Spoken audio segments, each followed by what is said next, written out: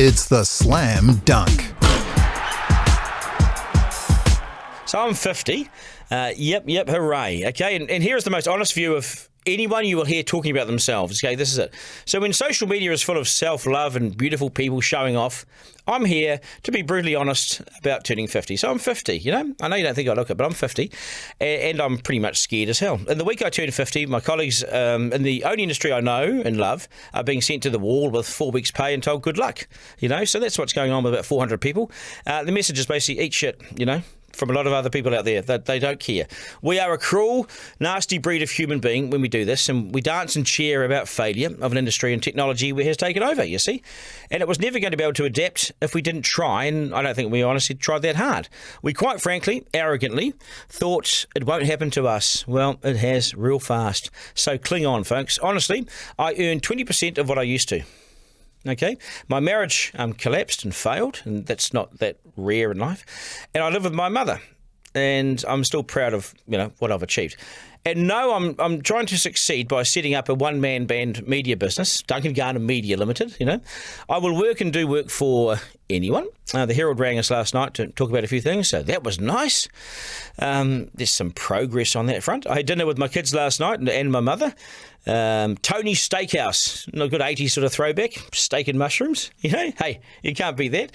I've made a shitload of mistakes in my life. And I've got the best mates as well. I love my kids. I really love my kids. And I'm also just like you. I don't trust flashy pricks. I'm not the huge on non-drinking churchgoers. They worry me, as my dad used to say. And I've dodged the law a number of times, and haven't we all? Through work, rugby and family trips and things, I've been to 90 countries around the world. I've thrown questions at world leaders. I've had the American president admire my suit. And I've been in war zones and seen poverty and poverty and wealth that no one should see either of, to be honest. Really extreme and obscene compared to how others live their lives. I've been separated, I've been divorced, I've had 4 kids, I've bought 6 houses, sold them all. I've bought cars and I've crashed cars, I've lost my licence, I've survived blood poisoning, food poisoning and alcohol poisoning on a number of occasions. I've broken bones and I've been concussed. So all these things have happened. I've presented news programs on TV, I've reported for the news on TV, I've hosted radio shows, I've written for newspapers and watched my dad die in a hospice at 4 a.m. one morning. I've been banned from Parliament's chamber and I've been reinstated. I've been arrested and released. I've watched my kids get born and grow into really impressive, smart and thoughtful young people, characters as well. And I live with my mum. But I've really worked myself to a standstill, worked my ass off, which probably isn't good for the blood pressure and for my heart and for the vital organs. But my last blood pressure, I have you know, the reading was 121/81, which is good, except I was on a drip trying to fix cellulitis in my leg, which is poison. And what's more, the 2 organisations that I've spent the last 30 years working for have just announced they're either dead and closing for good or downsizing significantly. After the closure of Today FM, where I worked, it's been really triggering this whole last few weeks and worrying. My work has been deleted from the face of this earth, everything I've done. But the real question I worry about is, have I been a good dad? And have I shown my kids lots of love and care? And have I been present and shown them lots of attention? And have I been fun? But only they can answer that. I'm sure they will at times. But I know I'm far from perfect. But I also know that I'm full of love for them and care. And I give what I can in time, as much as I can, all the time. Now, we are here for a fleeting moment on the Earth's surface. And the more I'm out on the wild west coast or standing on top of a small mountain, I don't climb big ones, or fighting a ripple or crossing a bar, the more insignificant I feel. Now, we are dots in a much larger, we're dots in a much larger and bigger picture, and nature can consume us, and in the end, it can consume us in an instant. The more we understand and respect the nature and the sea, the better off we'll be. We are quickly forgotten, if remembered at all. This mad-paced, self-absorbed world of social media, the swipe right, swipe left, flick generation, values little and cares more for online likes and followers than genuine likes and relationships and enjoying real experiences on the outside. That's what it is. For the first time ever, the cohort of humans, aged 2 through to about 10 years of age, are displaying narcissistic, angry behaviours that makes them no longer smarter than the generation before. You know, that's amazing. This is the first time ever they've picked this up. Telcos control our kids, and AI may well finish us off. But I prefer to be glass half full, so let's hope.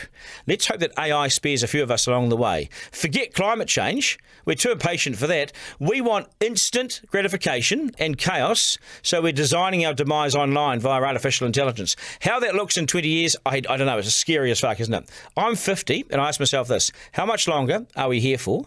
I only asked that because 3 weeks ago, Professor Collins stood in this studio, loud and colourful and full of fun and comment, for a section I do in this podcast called The Week That Was, which is today. And I hadn't seen him for months, actually, and he slipped in the door. I went to shake his hand, but we were both decided to flag that and went for the welcoming man hug. You know, for some reason, he had the man hug. I remember his big grin, and I thanked him for making time for the podcast and for coming in. I took his death really hard. We were both 49 then.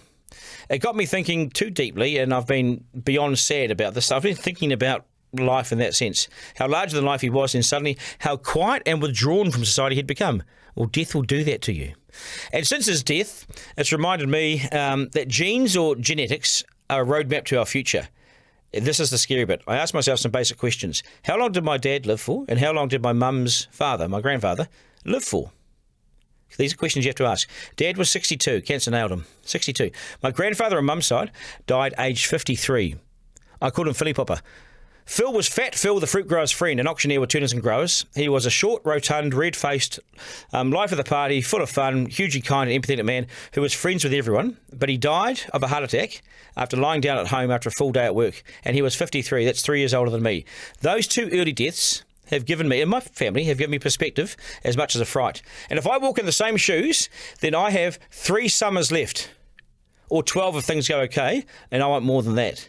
That's Dave. 53 is Dave in 1 year. I no longer strive for big houses and boats and cars and batches. Maybe I'm lying about the boat bit.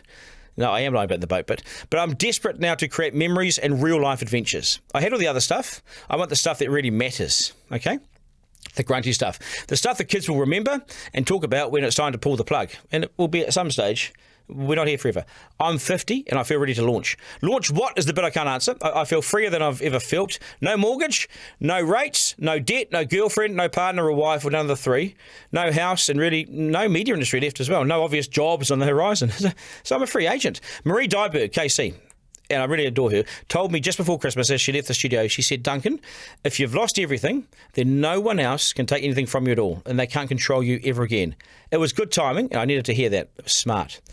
I've loved working with you, Dave. Yeah, you've been the man, mate. I'm 50, not out.